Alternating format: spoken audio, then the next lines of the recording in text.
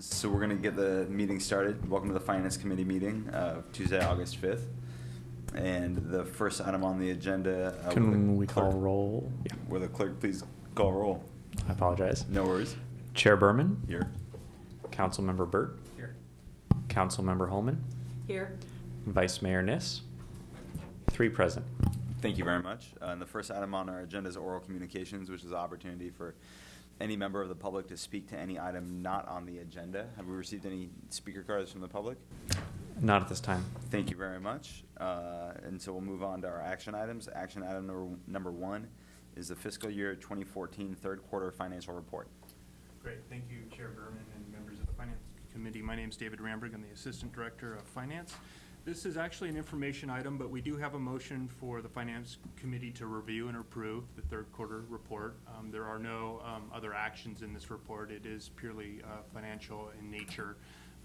What the third quarter report is showing you is the financial actuals, as we call them, through March 31st, 2014. So we're a bit past that time frame already.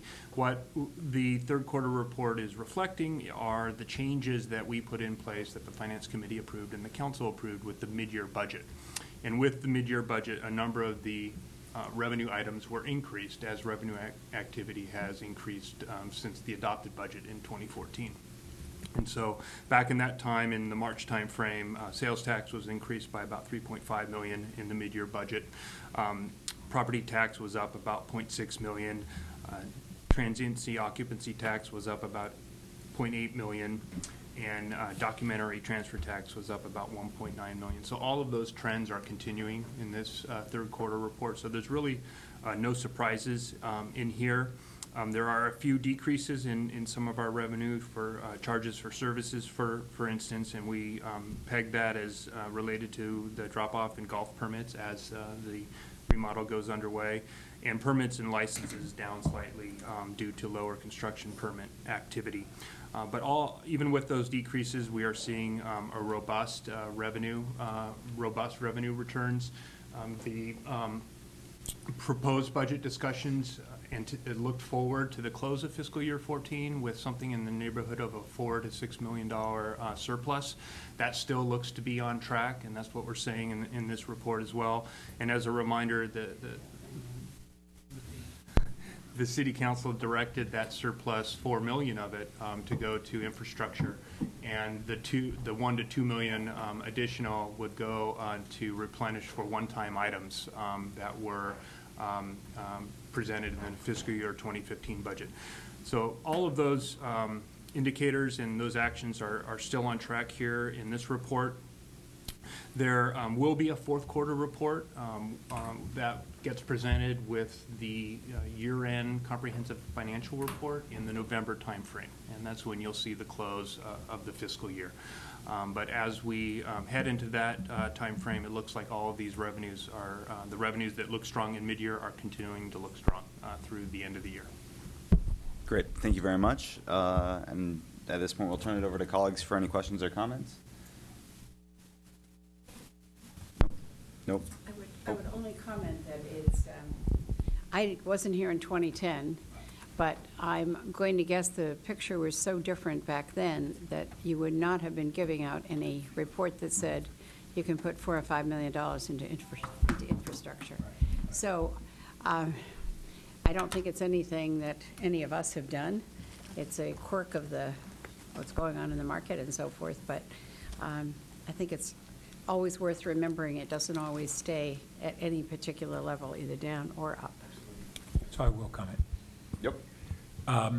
So just to wade in on that, we're dealing with the revenue side, but the ability to place those dollars in infrastructure is based upon revenue and expenses.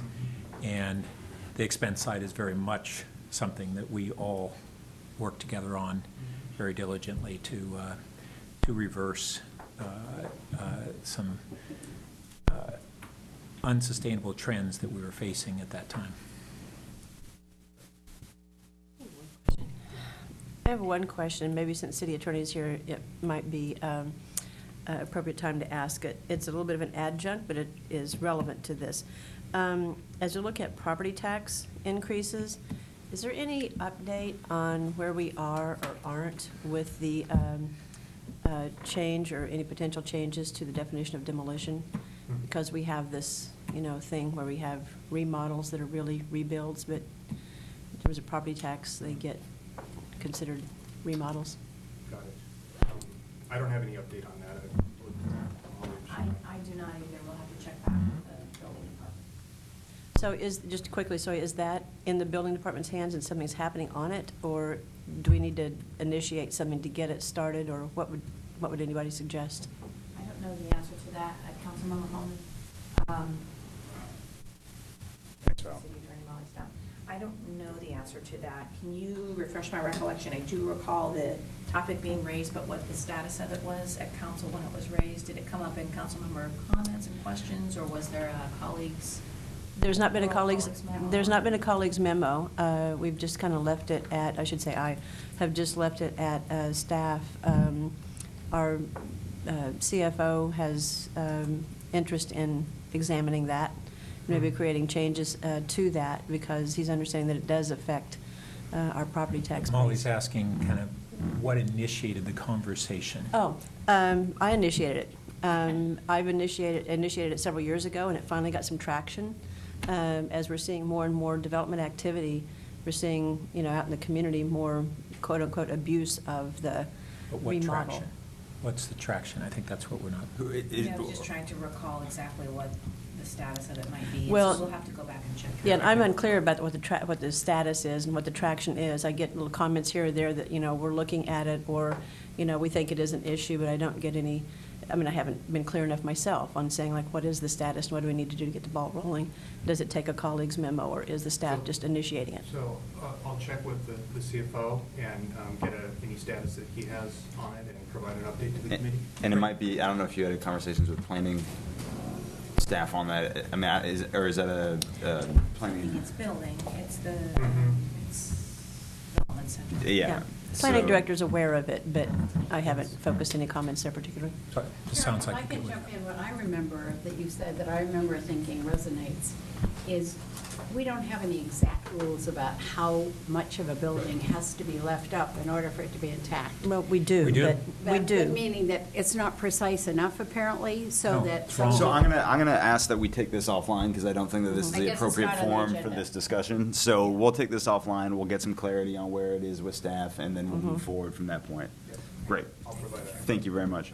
Yeah, sorry for that. It wasn't a side, but I thought maybe it could just be a quick Yeah, update. and it was turning into a little more informal. Yeah, it was. It was. So are there any other questions from any colleagues? No, but adding to, because I hope that we do push on Karen's point, the assessor is very interesting in discussing that point of. Nope, we're moving forward. Yeah, but can't until I finish. So, Duly noted. Just to add that into it for another input. Thank you very much. And thank you. So, do you need a recommendation from us to recommend to the council? Or a To formal- approve Yes. the third quarter financial report. Okay. So moved. Second. Any, would you like to No speak? further discussion from me? No, just Nope. what a nice place to be for a change.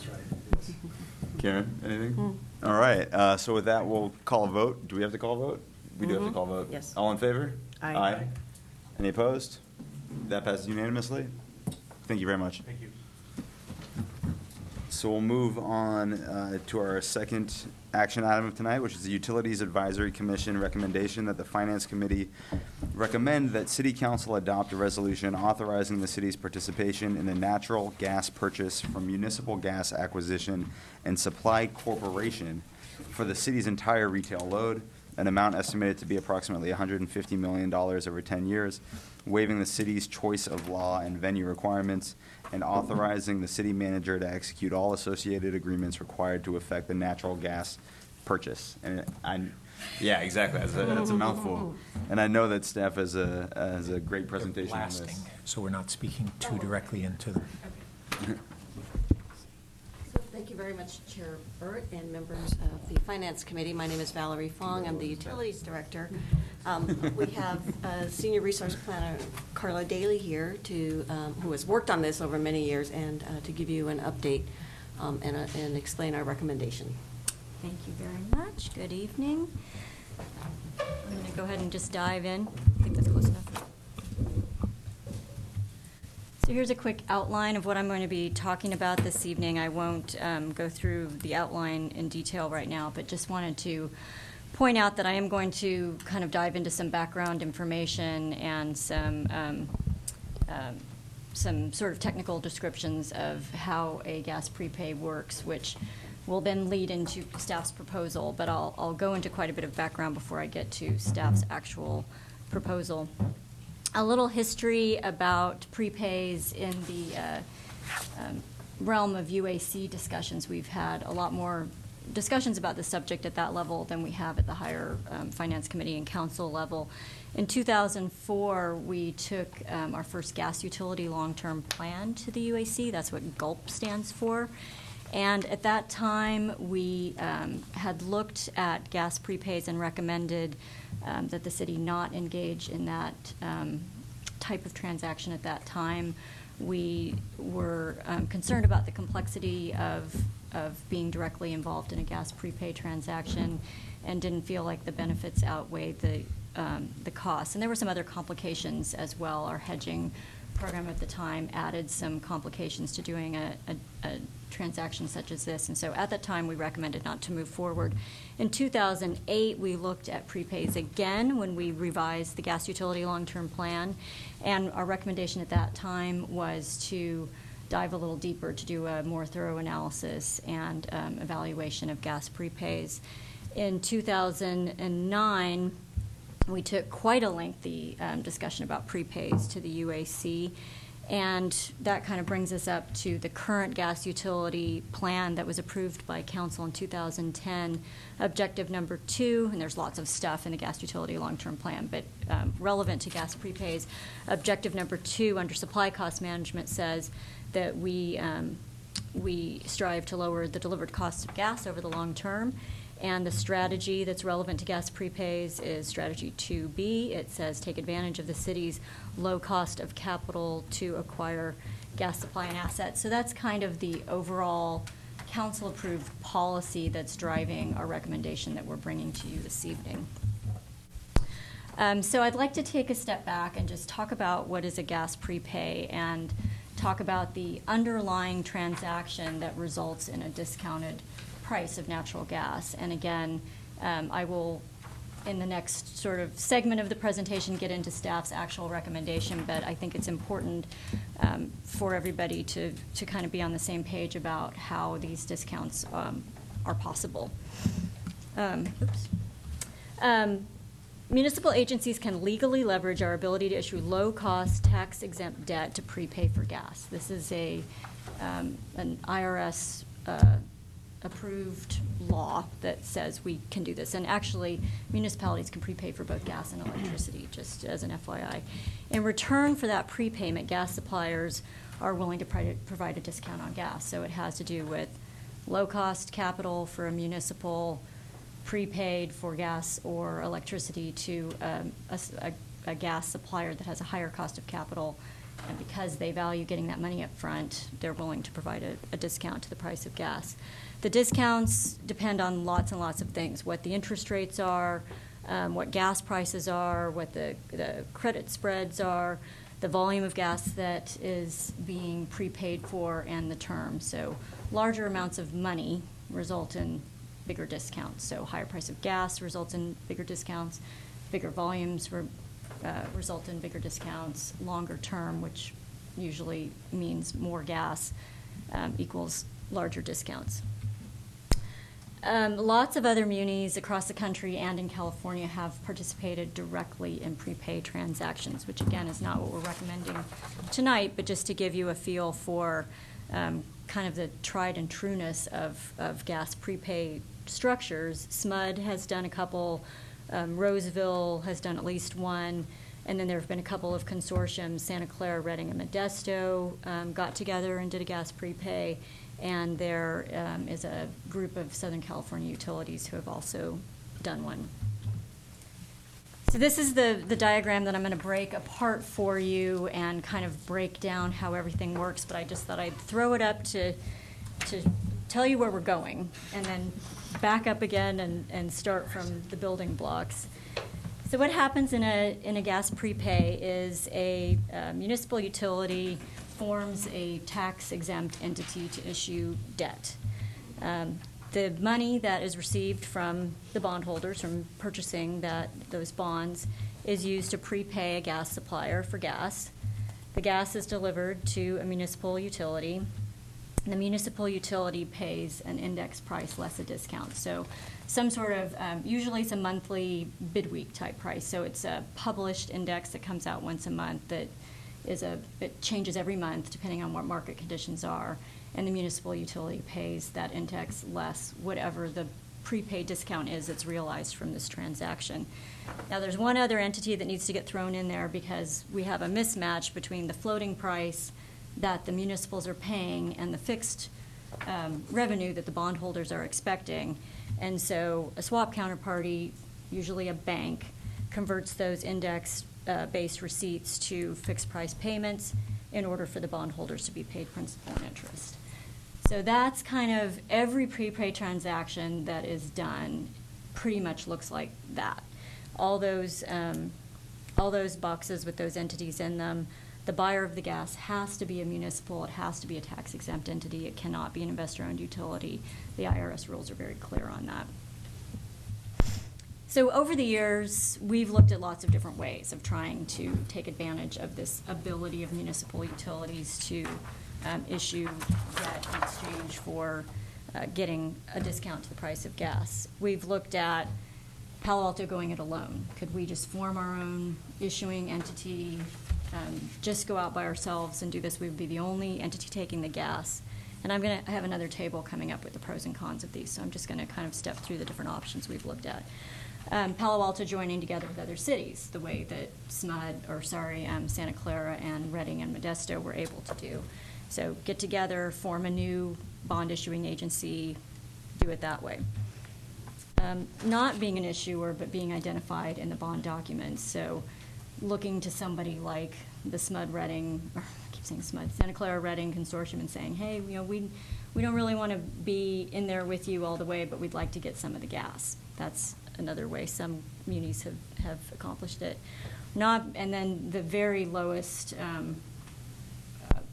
administrative cost way of doing it, not being an issuer, not being named in the bond documents, but just kind of looking around for stray gas that, for whatever reason, needs a home. Because it does have to, all that gas does have to go to a municipal entity. So sometimes if a power plant goes down or for some reason a participant in a gas prepay can't use the gas, they need to figure out a place to get rid of it. And so sometimes there is a little bit of gas floating around out there. Oops. Okay. In the muni gas transaction, which is what we are proposing to you tonight, here is, again, that same diagram. In this case, the tax-exempt issuer is a finance entity formed by the city of LaGrange, Texas. Down in the box where in all the other diagrams the municipal utility existed is the entity called MuniGas. They are a marketing entity formed by the city of LaGrange, and the municipal buyers sit out at arm's length from this transaction. So they are receiving gas and paying index price less discount. So all the arrows all still stay the same in the basic structure, but in this case, Palo Alto and lots of other munis sit out at arm's length in order to buy this prepaid gas at a discount from the entity MuniGas. So here's kind of the table that I was referring to a couple slides ago with the pros and cons of the different options that we've looked at over the years and then compared to MuniGas on the bottom row. Obviously, if we go it alone, we have higher administrative costs, but lots of control. Getting together with other cities, share the admin costs, but just getting together with other cities brings its own challenges. Being not an issuer but identified in the bond documents certainly lowers the admin costs, but the discount gets very small because the other munis who have gone to all the work to actually do the prepay are not going to be willing to share a large discount with kind of a hanger-on to their deal. Just looking for stray gas around town, very small discounts, not dependable volumes. Again, it's just kind of gas that was meant for somebody else that sometimes needs a home, but it's certainly nothing you can rely on. And then the muni gas option, which we found to be low administrative costs with volume certainty, a reasonable discount, and just a good fit for where Palo Alto is, particularly since at this point we're buying all of our gas at index, and so it's a way to take what we're doing for our customers already and achieve a discount to that.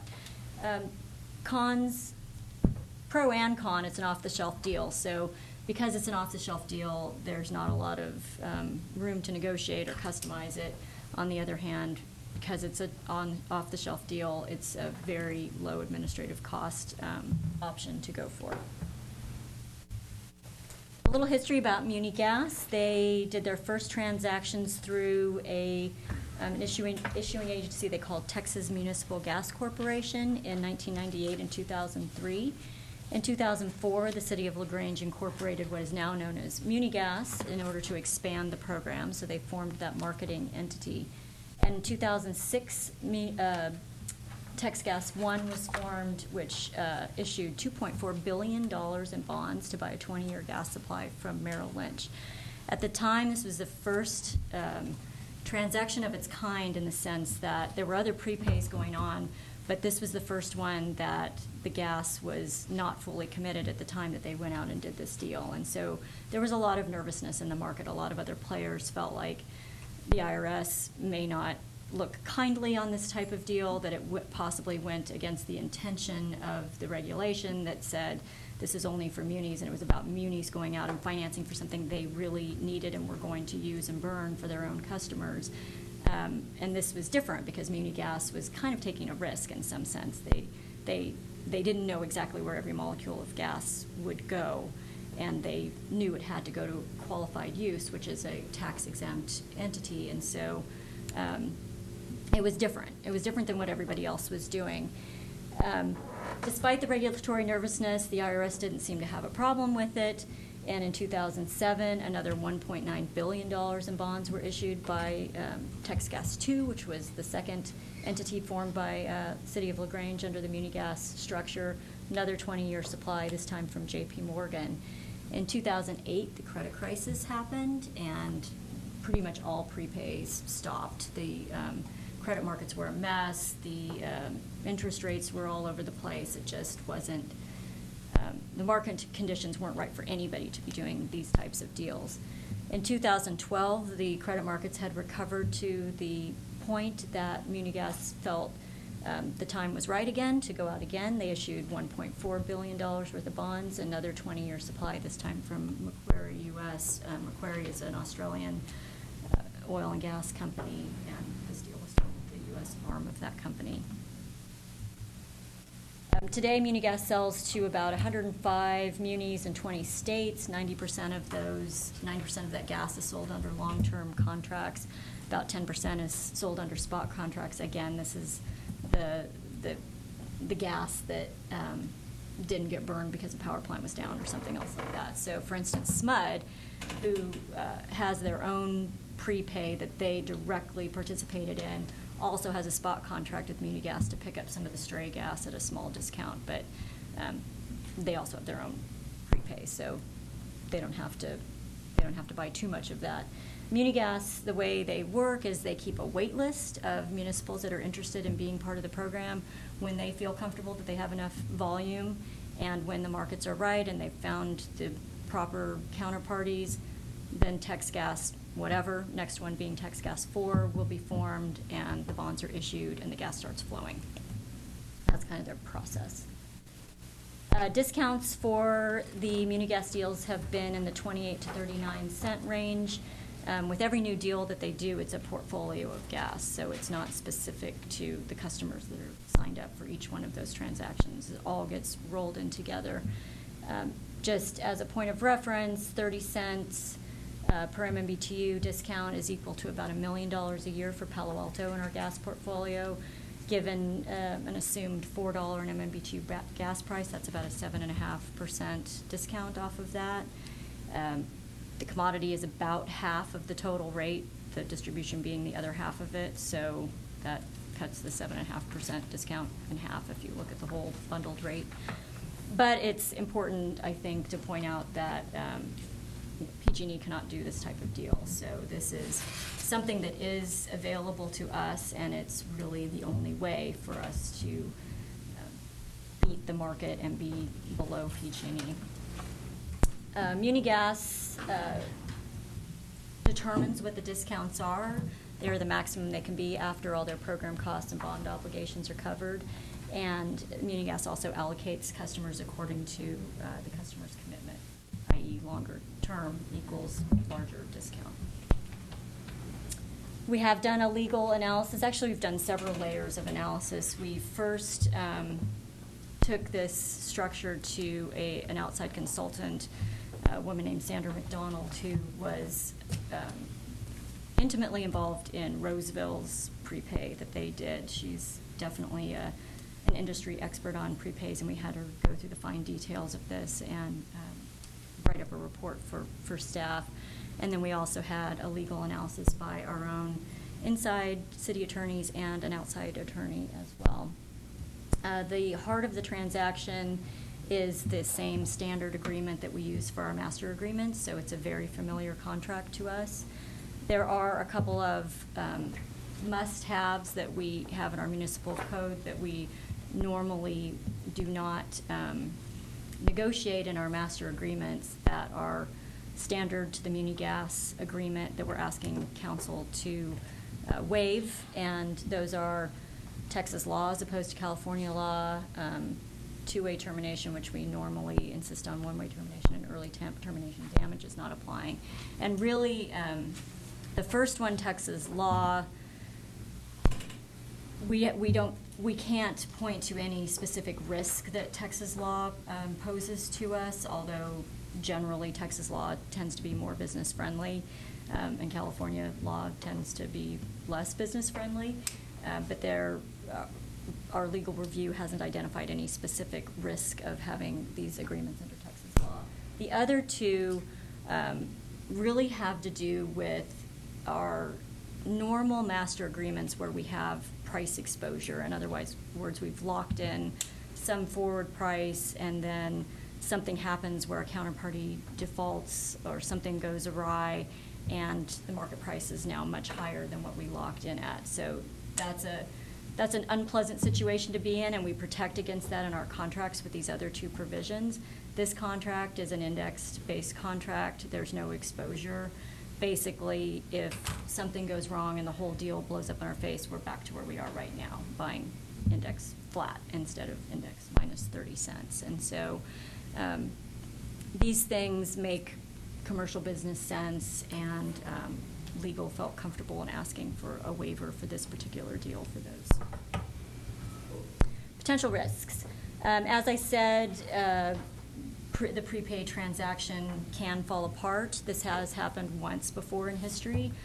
Lehman Brothers was one of the parties in a prepaid deal, and when they went bankrupt, lots of terrible things happened, including whatever prepaid transaction that was that they were a party to blowing up. It unwound just like it was supposed to, in that the bondholders were left holding the bag. That's how these deals are designed, and that's exactly what happened in that case. For the municipal utility, for us, if the deal blew up, and in the Lehman Brothers case, the municipal utility went back to buying index price gas and lost the opportunity of the discount. There's always opportunity risk. If we lock in all of our gas for the next 10 years with this deal and something better came along, we obviously wouldn't be able to take it until our 10-year term was up. We still feel confident that taking advantage of a 30-cent discount sooner rather than later is acceptable. We did not identify any legal or regulatory risk. The program has a history of success. Fulbright and Jaworski is the bond counsel on all of their transactions, and they're pretty much recognized as the bond counsel leaders in prepaid transactions. And every transaction is vetted by the Attorney General of Texas.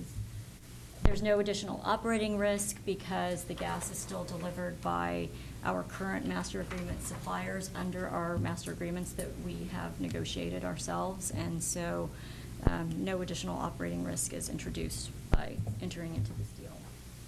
So in conclusion, Munigas offers a low-risk, low-cost way to meet our council-approved gas utility long-term plan objectives. And we are asking for approval and authorization for the city manager to effect all of the necessary agreements to move forward. Thank you very much for the very thorough staff report and presentation. We'll first kick it open to any members of the public who want to speak. Have we received any cards from any members of the public? Not at this time. So with that, I'll turn it over to colleagues who have any questions or comments. Can we kind of rattle back and forth a little with this because it's so interesting? It's so. Sure, within the confines of not Good interrupting, good taste and not interrupting colleagues. So I guess I'll be the referee of our rattling back and forth. But does anybody want to kick off the rattling? Well, just, I think I'm hearing that this will be a first for our city. Correct. And it sounds so good. I always hate hearing the word swap. That always makes me uneasy, but so I'm just going to kind of put that out of the No way. credit It's defaults. a different kind, right. We got involved in that once at the county, and it was not a good deal at the end. But that's not what this is about. And so I'm You're okay. They're very amplified, so you don't have to be too close. Great. Yeah. So I'm intrigued, and maybe Pat or Karen would mention, and weren't you on NCPA as well at one point? Never? So why didn't we consider it before? Did? We have. Why don't we decide? So way back when. Okay, so considered but not bought into, correct? Correct. So, say more. Well, I think we tried for a long time to figure out a way that directly participating in a prepaid would work, because that's where the big discounts are. And we really tried to figure out how that would work for Palo Alto, and for a variety of reasons, it just didn't feel like it was right for this organization. It is a very complex deal. And the other thing is, until relatively recently, we did have a very structured hedging program, meaning that we were locking in the price of gas 3 years out at a time. This deal is an index price deal, and so if you try and match those together, what you have to do as a municipality is buy your physical gas through a prepay at an index price and sign financial arrangements with whoever to do your hedging on a financial basis. And there's never been a level of comfort in this organization to engage in financial hedging. And so just inherently we had kind of a clashing of risk attitudes, I suppose, between the physical and the financial. So we've always, even when we ran that hedging program, we did everything through physical contracts. We never engaged in financial transactions. It was all physical gas. And so now, in whatever way we participate in a prepaid, there's a much better fit given how we're buying for our portfolio and how this physical gas is priced. And I think we as staff came to the conclusion that we needed to be more realistic about not being fixated on maximizing the discount, but actually achieving some discount. So fighting the fight to get $1 off your gas price and not being able to really all come together and feel comfortable with that versus, I don't want to say settling, but really it's just it's a better fit. It's a better fit. It's, we're at arm's length from the transaction. We're not having to feel like we've chosen the swap counterparty, and we're really at arm's length from all of that. And yeah, the discount's a little less than if you particularly get together with a consortium and get those volumes up. You can I think, under the right market conditions, really get some larger discounts. But for this organization, this structure seems like a better fit. But as a follow-on to that, though, if we look at any of the communities around us, how much more competitive does that make us with our gas prices? Well, our community around us is PG&E. And so PG&E buys, if you were just looking at the commodity side, they buy basically the same way we do. They buy market index price gas. And since they are not eligible to participate in a prepay, we can be lower than them by 30 cents. On the commodity side. On the commodity Yeah, side. which is pretty substantial. It is. It is. It's nothing to sneeze at. Yeah, as I said, maybe I'll think of something else. Perfect. I'll be here. Good. Karen? Follow on to that. So we have a 30-cent reduction on the commodity side, but how will that translate to a reduced rate for ratepayers here? Because we have, obviously, we have other costs to pay. Right. It should be about half that. So 3.75% discount. Right. Okay, all right. The scenarios that you gave here, you laid out 5 different scenarios. And this is twice we've been through this, so thank you. Thank you. Councilmember Berman and I had or Chair Berman and I had a You had a tutorial, right? Sneak we had a preview this morning, which is really helpful because then it gives you time to digest it and ask other questions later. On the comparison of options, there's a medium discount, small discount, blah, blah, blah. So in determining those discounts, how were those ascertained? Like by, through these various entities or through customers? Or how exactly did you arrive at what those discounts were going to be? Well, what was your learning process? They're not super quantitative, obviously. They're kind of rangy sorts Right. of feel numbers. But again, given the things that go into creating the discount, and if you assume gas price is the same for all of these options, if you assume the credit spreads are the same for all these options, then you're looking at the volume and the term. And so,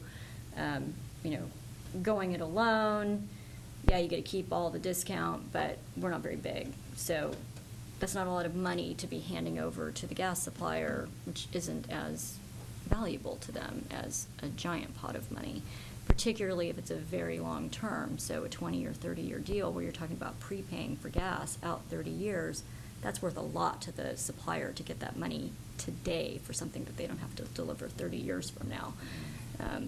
They have high cost of capital, so they're interested in that. So I just looked at, what do the volumes kind of look like? Option 3, for instance, when we're a hanger-on to a deal, Palo Alto were directly involved in doing a prepay, and SMUD came to us and said, hey, we don't want to do any of the work or be a party to the we don't want to be an issuer named in the bond document, but we'd like some of that gas. I would imagine we're not going to give them a very large discount to sell them some of our gas. We want to keep as much of it for ourselves as possible. It's worth giving them something because they would add some volume to our deal and help us get the discounts up a little higher, but it's less. So your method was more extrapolation than talking to different municipalities that have gone these different routes. Right. I mean, it's just the reality of how this market works. Okay, all right. I appreciate understanding that better. Then, having to do with Munigas, was there any contact with the various municipalities that are a party to Munigas contracts and determine what their satisfaction or concerns are or have been? I've talked to a few counterparties over the years and definitely had a lot of conversations with SMUD because I have people that I know there about their experience with Munigas, and they've been very satisfied with their transactions with them. Good to know. Before this comes to council, if you could include, I don't remember seeing it in here, what this translates to for ratepayers. If you could put something in that would, give some indication of what this would translate for them. And then the other, I think my last point here, last question here is about exposure. If it blows up, we just go back to, doing what we're doing now. But I don't know how far ahead we prepay, so what happens to that prepaid amount? We Is don't that- is that- prepay anything. We buy gas month to month at an index less discount price. So Palo Okay. Alto 'Cause we're doesn't used- prepay okay. anything. I was That's he- the beauty of this I was deal hearing the with word Palo Alto. prepay, and I didn't. Right. So. Nobody prepays. Muni Yes, gas. Muni gas. Okay, Tex gas, okay.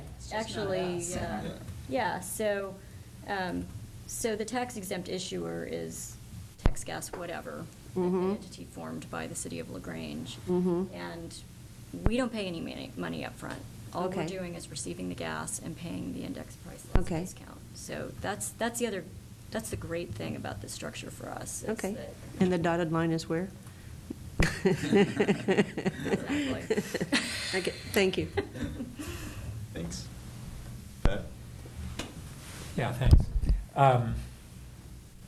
So it does seem like it is a lower risk and lower but still good discount or return for us on that investment, because it's the bondholders who are really taking the risk. That's correct. I'm still trying to visualize, even though we're removed from that risk, I'm surprised we've never heard of, Billy Bob Gas heading off to Mexico with the 10-year worth of payment. And, but it just doesn't sound like it happens. These are sound deals and been going on a while, so it should be out of our concern anyway, but it's the sort of thing, gee, you get paid 10 years in advance. What do they do with that funding, do you know? What does the gas company do? Do they sit on it, draw interest and pay down their expenses or some portion? I'm just curious.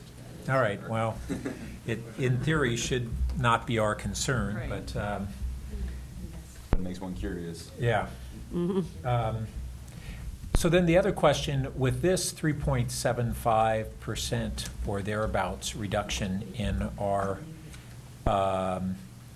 cost to our ratepayers, where does that put us in relation to PG&E and some of the other munis like Santa Clara?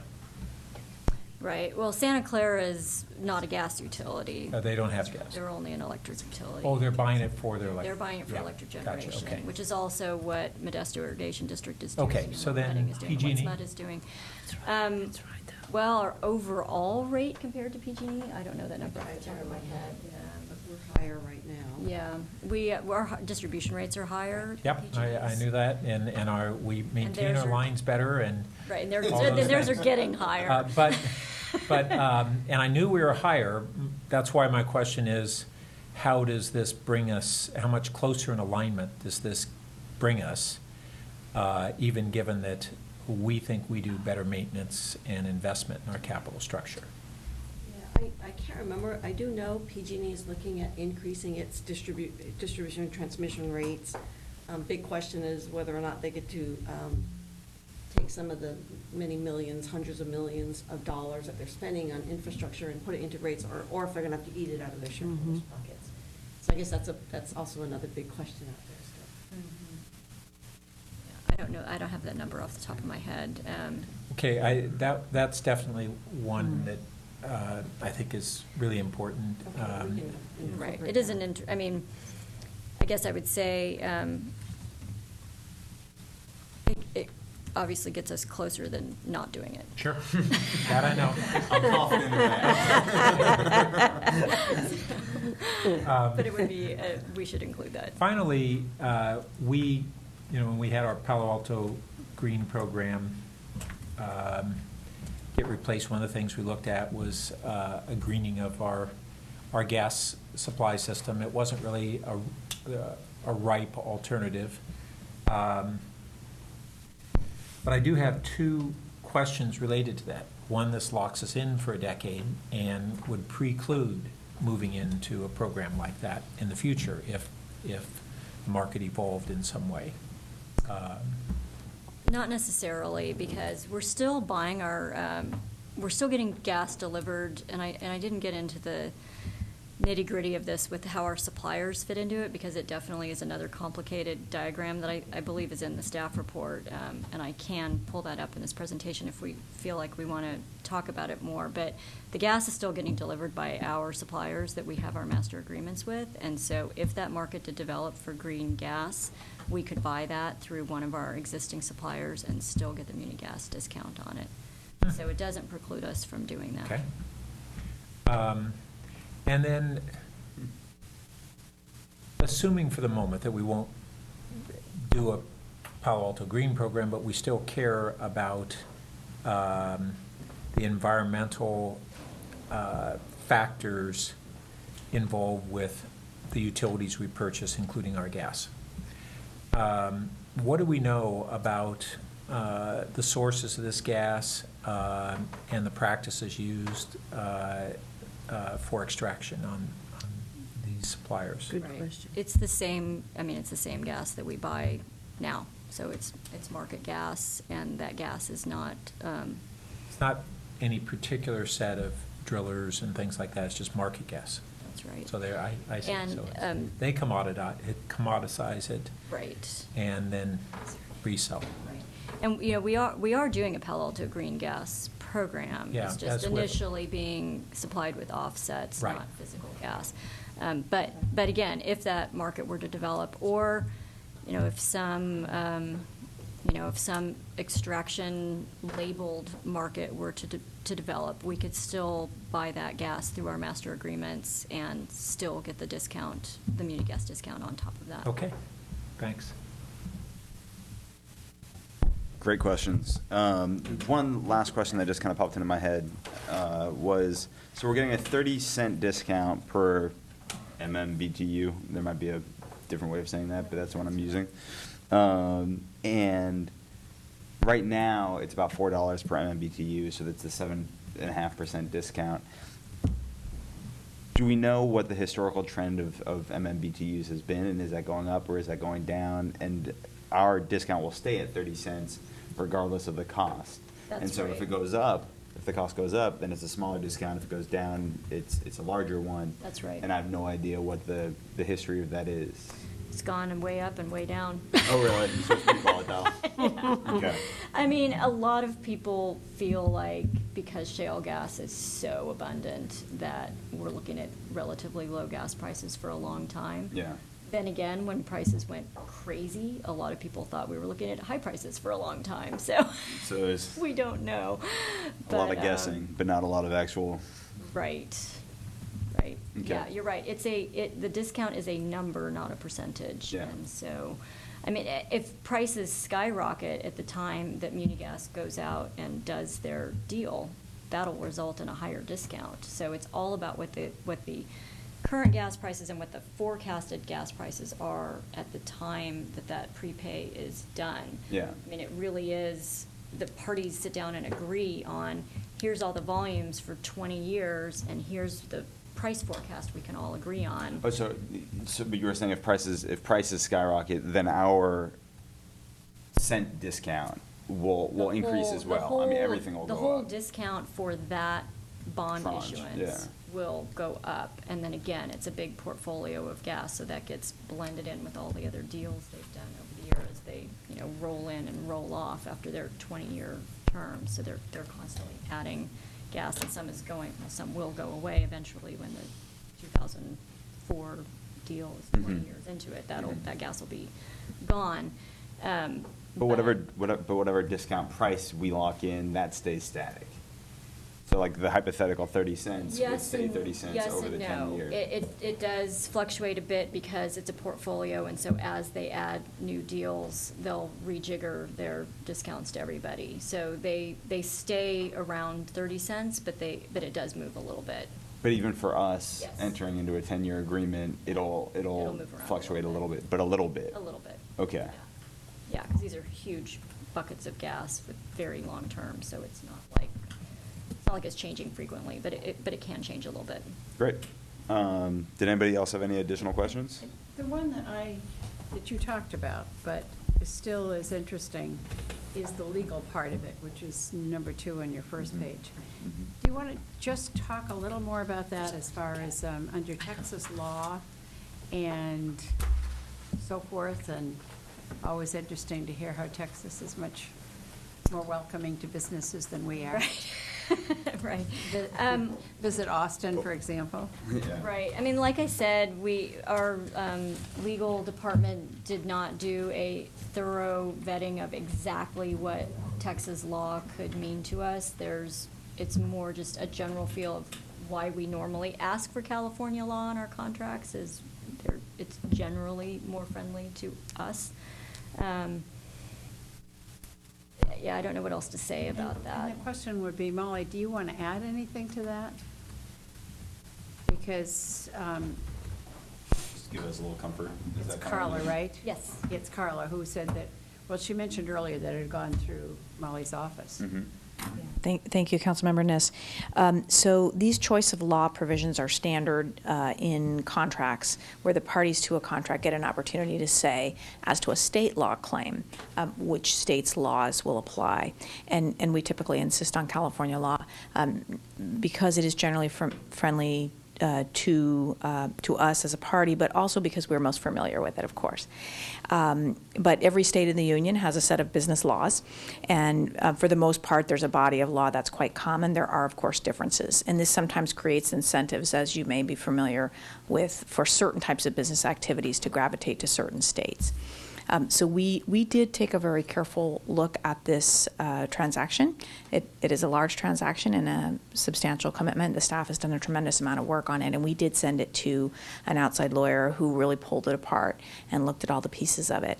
We didn't do a deep dive and become specialists in Texas law, but we did satisfy ourselves that their laws are commercially reasonable and that it would be appropriate and fine for us to use that state's laws if we had a dispute under the contract. It's in some ways, it's kind of a brave new world to go into this and interacting with other states' laws and so forth, which is fascinating. And I was intrigued by Mark's question about what does happen, so there is a fluctuation in the price, and that's interesting. So in 2008 must have been a rather dramatic period of time. Well, in 2008, just nobody did any They deals. didn't add anything. You know, there just wasn't Unless any, you there were wasn't any involved as a money. bondholder with Lehman Brothers. Well, yeah, Right, that was unfortunate for them. yeah, well, for many people. And that brings up, Yeah, done. I'm about to break my own rule. One other kind of point, which may turn out to be absolutely inaccurate, but I mean, as you said, Carla, during your presentation, we get put on the waiting list if we enter into this agreement, and then we wait for Munigas to enter into a new agreement. And it looked like they'd entered into their first agreement in '06, a second agreement in '07, the world fell apart in '08, and then they entered into a third agreement in 2012 at a smaller amount than the '06 and '07 agreements were, and now we're at the end of middle of 2014. So, it leads one to believe that they might be close to kicking off a new round. Right, they're definitely. A new purchase. Right. They're definitely, building their wait list, they're definitely monitoring the markets, they're looking And- to identify a supplier as a counterparty. Mhm. All those things are definitely going on right now. So hopefully if we do decide to enter into this, hopefully it's not too long that we're sitting on the wait list and we can start. Yeah, there is a provision that if you sit on the wait list for some amount of time, you can say, forget it, I don't want to. I mean, you don't languish You're not on the wait locked list in. forever Yeah. without having a time to say, forget it, we don't want to do this anymore. And Yeah. it's 180 days, no, it might be more than that. I No, you can't remember had- off the top of my head. Did I say that somewhere? Yeah, we have 180 days to terminate if deliveries have not commenced. There you go. Yeah. So, great. Well, I don't have any other questions. No, a lot of work. Yeah, thank you guys, and Yeah, and thank thanks for you. the very Oops. easy, clear presentation on what's not the most intuitive or easy of topics, so I thought that was very helpful.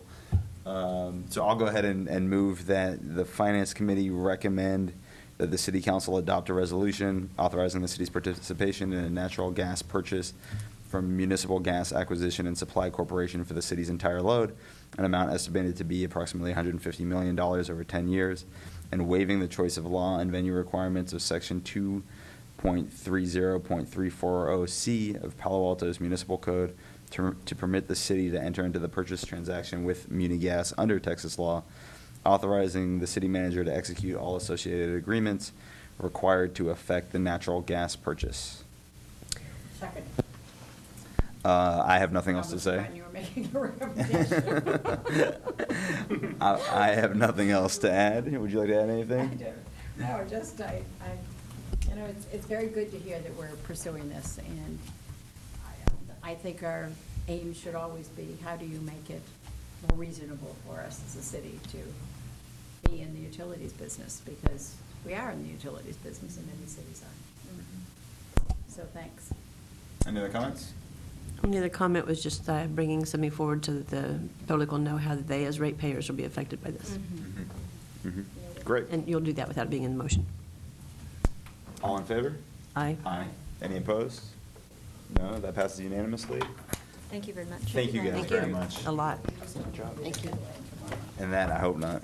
Oh, or I'll be surprised. The next item is future meetings and agendas. Yes, future meetings have in 2 weeks, on the 19th of August, we have coming back with the inventory audit. So we had promised, ASD had promised that we'd come back and give you an update on the plan for addressing the issues in the inventory audit. So we're coming back with that. We also have a number of municipal code changes to review with the committee. That look at fiscal procedures and the role of the city auditor vis-a-vis administrative services. So we'll talk with you guys about that. There's the recommendations on micro enterprise assistance program for fiscal year 2015. That's from the planning department. And then we go to September 16th, and we have the reappropriation request coming to the finance committee. That You're going a full month later, right? Yes, that's correct.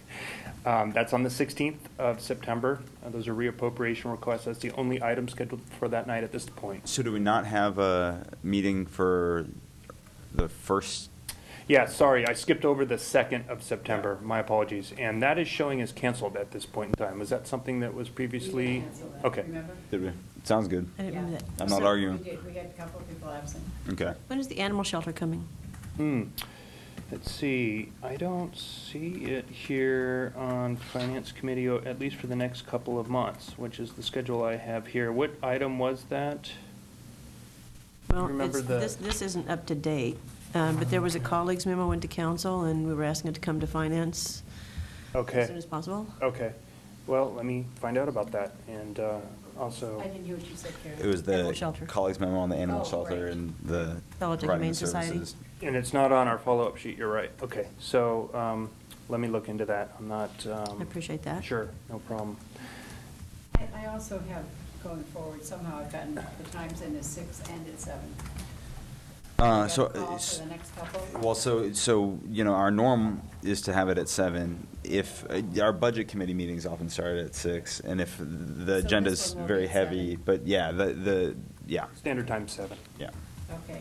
And Pat, I have you listed as absent on the 19th. Is that really true? That's true. So do we still This have? is an up-to-date calendar. It's the out there. 19th or the So, 16th? don't have I'm gone for a week around then. So do we still have other colleagues absent on the 2nd of September? I'm absent. I'm here. Not really absent, I'm not here. You're absent. That means you're Meaning I am not at the meeting. physically absent. So then that takes us into October, and we're pretty light so far in October. We don't have anything on the 7th currently scheduled, and we don't have anything on October 21st currently scheduled. I'm confident things will come up. Yes, yeah, they always Like will. the animal shelter. Right. Again, well, that's right. Right. But then just real quick, looking into November, we'll be bringing you with the year-end package of items. That's the comprehensive annual financial report. We're coming a little early. We bumped up our process a little bit. So we'll get to you this time before Thanksgiving, it looks like, rather than after. So it's always good when we can come early with that stuff. So Great. that's how it's looking for the next little bit. Fantastic. So there's no meeting on the 2nd, but there is a meeting on the 16th. Yes. And right now there's one item Okay. on there. One item on the 16th. And October 7. And October 7 is currently no items. Okay. Nor on And no the- other date- and no other date in October is, The 21st is the other date in October, and currently no items on that date either. But we'll have some things come. That's a long Don't way know what they are out. yet, but- like the animal. I know. Like the animal shelter. Yeah, we got to cut back to you on the animal shelter, yeah, for sure. Yeah, Thank you, okay. David. So I'll do that. Great. And with that, we're adjourned.